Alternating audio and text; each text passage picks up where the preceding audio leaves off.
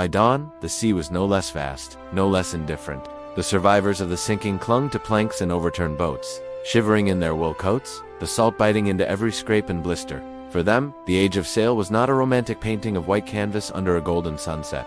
It was survival against an endless horizon. Life aboard a ship in those days was a rhythm, not of clocks, but of bells. The crew divided into watches, each 4 hours long, marked by the slow tolling of a brass bell in the night. 6 bells meant you might crawl into your hammock, only to be shaken awake for your turn on deck moments later, or so it felt. Meals were no feast. Salt, pork, hardtack biscuits, sometimes crawling with weevils, a bucket of brackish water ladled into tin cups.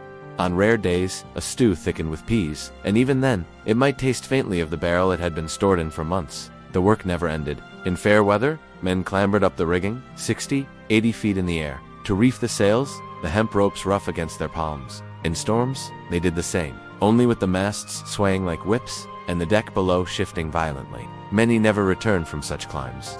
Disease was as constant a companion as the sea itself. Scurvy, dysentery, fevers brought on by foul water or damp bedding.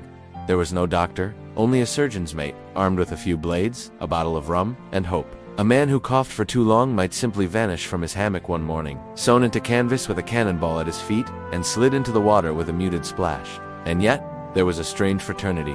Songs sung at night, the thud of bare feet on the deck during a jig, the way a crew could haul together on a rope without speaking a word. In those moments, they were not just sailors, but a small, floating nation.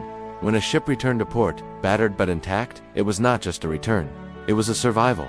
Those who stepped ashore carried not only salt in their hair and calluses on their hands, but the unspoken knowledge that they had lived through the unpredictable, unrelenting world of the sea. And for every vessel that returned, there were others. Like the one we've spoken of tonight, whose stories ended somewhere out there, beneath the quiet, eternal roll of the waves.